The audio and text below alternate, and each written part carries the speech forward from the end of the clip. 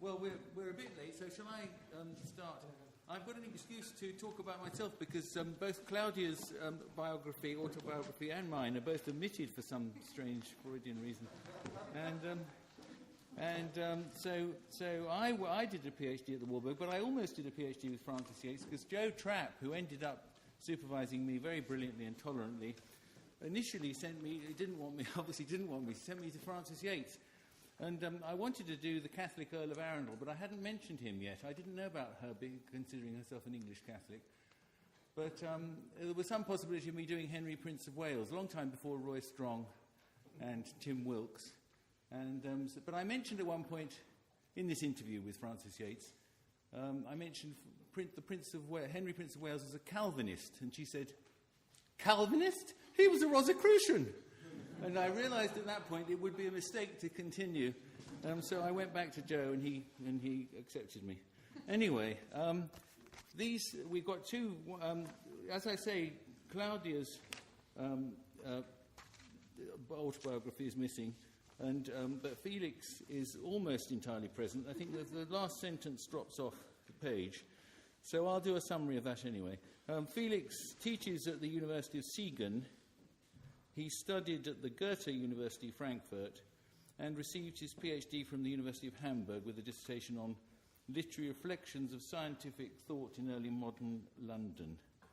And that book was carried out, a lot of it at the Warburg, wasn't it? Yes, as an Aby Warburg Fellow. And today he's going to talk to us on the art of memory, which is a very clear and straightforward title, I think. The title isn't mine. Yeah. The title of the program isn't mine. I don't know why I ended up talking about the art of memory. I didn't know enough about the art of memory to be filling the whole space with the art of memory. So I'll be talking. I'll be talking a little bit about Shakespeare as well. So my interest really in Yates was sparked 25 years ago when Klaus Reichert, who came to the Warburg Institute in the late 1970s, taught me as an undergraduate at Frankfurt. Reichert had worked for the German publishing house Suhrkamp, editing and translating Virginia Woolf, Beckett, and Joyce before taking up a position at the University of Frankfurt. Owing to his time at the Warburg Institute, he taught us Shakespeare with a bit of Yates on the side. Reichert's seminal study on the goddess Fortuna, published in 1985, includes 15 extensive references to Yates. Reichert had discussed the manuscript of that book in March 1980 with Francis Yates, who Reichert refers to as the Entdeckerin versunkener Kontinente einstigen Selbstverständnisses, the discoverer of sunken continents of concepts and ideas once deemed self-evident. Yates passed away 1 year after discussing the legacy of classical and medieval conceptions of Fortuna in the early modern period with the diligent student Reichert listening to her. I think it is fair to say that with Reichert, Yates did have a Nachleben in the sense of how Warburg used the term, an afterlife that is not determined by chains of cause and effect, by lines of traditional transmission, an afterlife that is not a rebirth or repetition, but an appropriation of images and ideas that exist as phantoms and symptoms in a space-time continuum that runs parallel with established histories, trends, and methods. And as a result, as an undergraduate at Frankfurt in the 1990s, I wasn't aware of the marginalization of Yates in academia. As we all know, Yates' scholarship had been discredited by Harry Levin and Hal Smith in 1976 with their reviews of Yates' Shakespeare's Last Plays and Shakespeare Quarterly and Renaissance Quarterly, respectively. And the final blow, as Richard mentioned earlier this morning, was dealt by Brian Vickers in 1979 with his paper Francis Yates and the Writing of History, in which Vickers ends his scathing and lengthy review of Yates' The Rosicrucian Enlightenment with a quote from the 18th century Shakespeare scholar Joseph Ritson, and I'm quoting Ritson via Vickers now: "The opposing and refuting of general charges by proof and circumstance commonly requires much more time and space than the making of them." There have been occasional attempts to restore Yates to her former glory, most prominently perhaps by Anthony Grafton and Nancy Ciraci, who, in their introduction to Natural Particulars, Nature and the Disciplines in Renaissance Europe in 1999, mentioned Yates as only second to Foucault. Quote, "The seminal studies of Michel Foucault and Francis Yates, even if not fully persuasive in every aspect, have made it impossible for historians ever again to ignore the role of various forms of magical thinking and practice in the Renaissance understanding of the natural world." I think it is, there's also Lisa Jardin's verdict of 1986, which is, I think, balanced. She's pointed out that the center of Yates' historical interest may not be ours. Her exuberant pursuit of the hematic and enthusiasm for the magical may have been incautious, but the awareness of the complexity of the intellectual past is recognizably progressive. I think it is lamentable that Yates is only remembered now, mostly, at least among Shakespeare scholars, for her interest in the occult. And I think that a return to Yates' art of memory may prove that her ideas were indeed progressive and that current scholarship in the field of Shakespeare studies can engage fruitfully with her understanding of the use of images in the early modern period, in particular when looking at how Shakespeare's characters, in Lyne's phrase, use, quote, cognitive rhetoric of images for mnemonics and for, in particular, the use of images for remembering. With the last sentence of chapter 12 in The Art of Memory, that's the conflict between Brunian and Ramism, Brunian and Ramist memory, Francis Yates invites us to reflect on the rise of Shakespeare in European culture. Quote, "May not the urgency and the agony of this conflict between the inner images being totally removed by the Ramist method or being magically developed, that's Brunian, have helped to precipitate the emergence of Shakespeare?" With these words, as so often, Yates ends on a speculative note, and that's the last sentence of that chapter.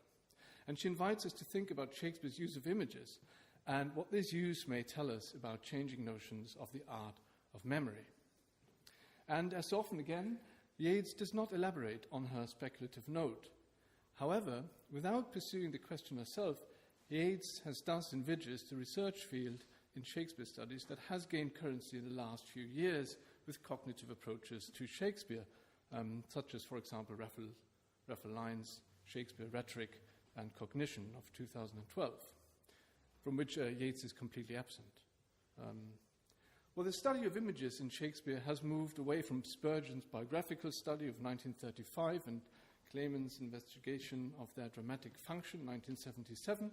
The connection between memory and imagery that Yates points to has been part and parcel of studies that focus on Shakespeare's use of rhetoric, from Heinrich Platt, Frank Hermel to Jennifer Richards, and of course Peter Mack. However, I think that Yates' speculations can gain currency again in the wake of the emerging field of cognitive literary studies. And I think it is a pity that none of these authors who are working in the field today acknowledge Yates' pioneering work. So what I will attempt in the following is a re-evaluation of the observation that Yates made, her sense that the advent of Ramist thinking, if not Ramist method, may have had a fundamental effect on Shakespeare's use of imagery. Now, it has been recognized widely, of course, that Ramism had proved influential in England and that a new humanist rhetoric had evolved in the wake of the Reformation. Educational reforms sparked by Erasmus had favored a rhetoric that was less concerned with syllogistic rigor, but with techniques of persuasion, as argued by David Norbrook, for example. For the Renaissance, rhetoric involved a challenge to scholastic logic, but certainly not to all forms of rational argument. In stimulating an interest in debate, rhetoric helped to lay the foundations for some forms of challenge to political authority. In their critique of scholastic reasoning, Renaissance humanists shifted their attention from the demonstrative proof of the syllogism to the more pragmatic proofs of dialectic, a mode of argument which offered practical effectiveness rather than necessary truth. Warburg goes as far as to argue that rhetoric is a subversive force which reveals the arbitrariness of all structures of meaning. It is thus intrinsically opposed to ideology, whose role is to naturalize such structures. And he lists among the more pragmatic proofs of dialectic, provisional modes of argument, analogy, and comparison. Conducive to the rise of a new kind of rhetoric was certainly the advent of Ramist logic in England. And that's Cifolletti. In the 16th century, Ramos took this reform, reconceiving rhetoric as dialectic, further by regarding the first two parts of the art of oratory, invention and disposition, as a true art of thinking. Ramos called these two parts eloquence, while he reserved the term rhetoric for simple elocution and pronunciation. The influence of Ramism on the philosophical tradition, for example on place logic, had been acknowledged by Michael McCandless, among others, long before Yates wrote her Art of Memory. But the connection that Yates suggests between Ramism, the classical tradition of the art of memory, and Shakespeare's use of rhetoric and imagery still warrants further investigation. What most approaches to Shakespeare from the vantage point of cognitive literary studies lack is an awareness of the historicity of thinking. By assuming that cognition is diachronically universal, leading voices in the field of cognitive literary studies ignore the historical context and apply contemporary psychological and neurological theories.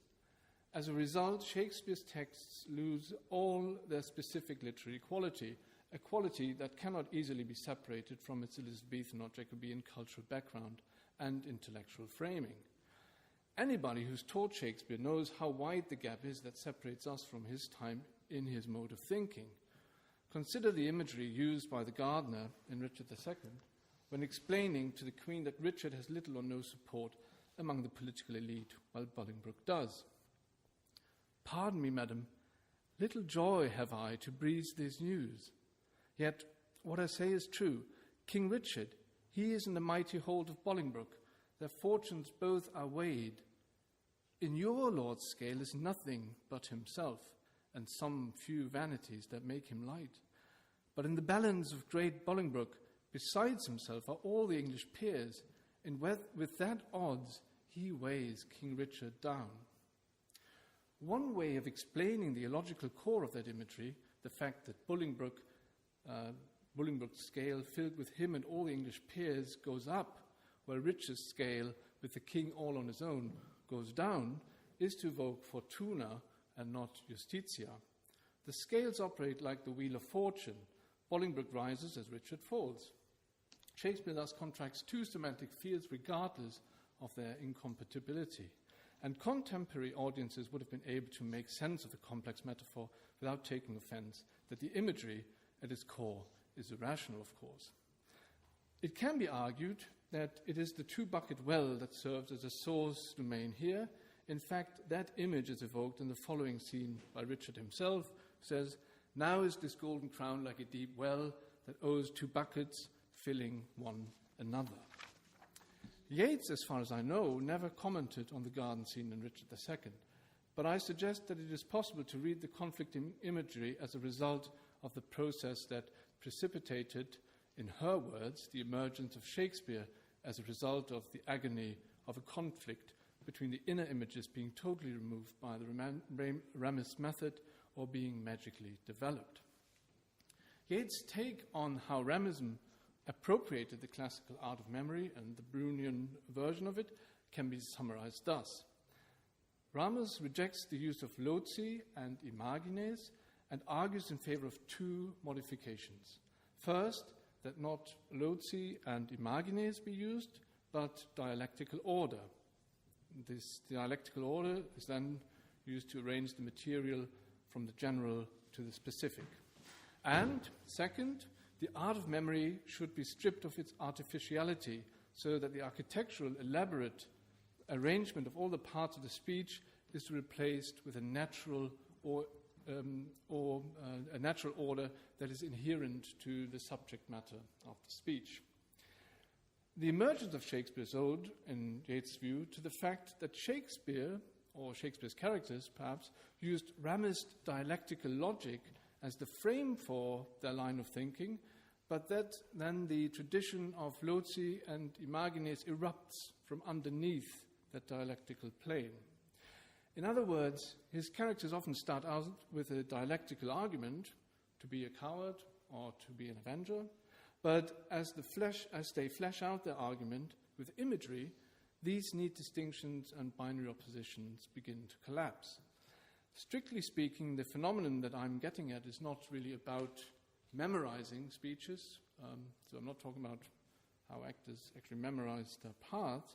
It is more to do with characters organizing their thought with the help of images that are taken from memory. Now let us look at how Raphael Line describes the mental process at work in Shakespeare's characters.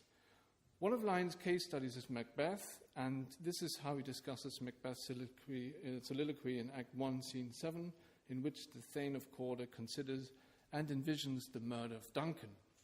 Now, I'm sure you all know this.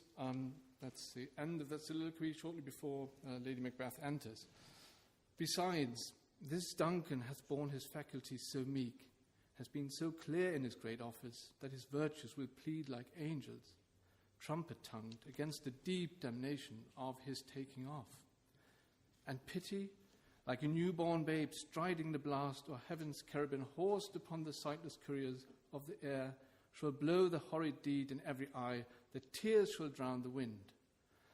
I have no spur to prick the strides of my intent, but only vaulting ambition, which overleaps itself and falls on the other. Line highlights Macbeth's use of similes and metaphors as a means for the character to come to terms with a dilemma that he tries to think through in dialectical fashion. Now, Line explains, Duncan's virtues stand up against the murder. They do so strongly with moral purity and loudly, like angels with trumpets, or here, since virtues have trumpets even less than they have voices, metaphorically, trumpet-tongued.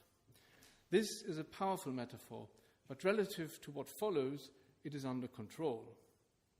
Now, I would argue that control is lost, Macbeth loses control, as images creep up on his thinking. When Macbeth contemplates pity, the imagery that is triggered, the newborn babe, destabilizes his dialectical ratiocination. In Line's words, Macbeth's attempt to think about pity generates a strange simile, the naked newborn babe. Once that strange simile is triggered, Line argues, Macbeth is driven in his thinking by the imagery and its trajectory. And this is Line again. The speech is a representation of self-inquiry when emerging feeling, pity, is subjected to scrutiny.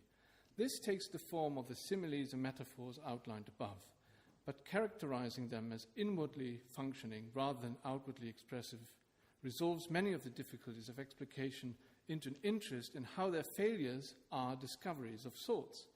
While they do not achieve lucidity, they do approach a kind of self-knowledge as the knotted conflict of Macbeth's tropes maps out his troubled mind. Now, Raphael Line resorts to architectural and cartographic metaphors when speculating about the mind's operations. He talks, for example, when discussing this passage, about synecdoche maps onto the tree like diagrams of neutral networks trying to capture the associative work of the brain. Only the very next sentence really points out that metaphors can be a way of capturing shifts and capabilities that cannot feasibly be mapped out by means of binary logic or two-dimensional diagrams. So what is it? I think Line is undecided himself. Can mental processes that reflect or constitute synecdoches or metaphors be conceived of as operations that can be mapped spatially? Is it only two-dimensional diagrams that fail to capture the movement of thought, while that movement can be visualized with the help of three-dimensional or multi-dimensional space? Again, Yates' attempt to come to terms with the peculiarities of mnemonics in the period can be a helpful stimulant to readdress our notions of how visualization in Shakespeare's plays, that is, the characters really conjuring up images, is connected with thinking. That point, I think, is made poignantly in the manuscript for the paper, The Art of Raymond Lull,